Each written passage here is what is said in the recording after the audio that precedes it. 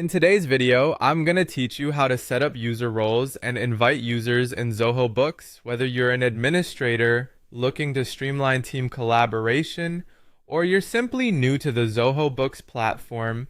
Setting up specific roles and inviting users are essential steps to ensure a smooth and secure workflow for your organization.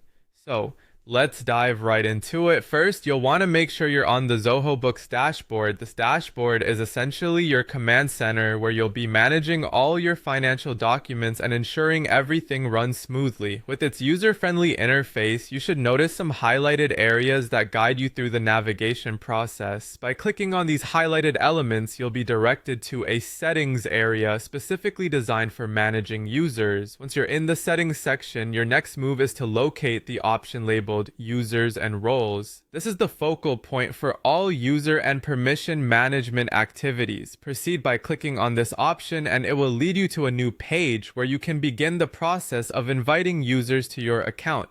Here you'll see two main categories, users and roles. Now we'll focus on inviting a user. So click on the users option to continue to the next step. Now you'll see an invite user option. This is your gateway to bringing someone new into your Zoho Books environment. Click on invite user and you'll be presented with fields to enter the user's details. It's crucial to input the user's name and email address accurately, as this information is fundamental to setting up their access rights correctly. Once you've filled out all the necessary details, look for the option to assign a role. The role you assign will dictate what the user can and cannot do inside Zoho Books. Customizing this according to the new user's responsibilities and needs is important. If you find yourself uncertain, a quick consult with your organization's policies or a conversation with a manager can provide valuable guidance. After you've assigned a role, you'll notice additional elements highlighted for selection.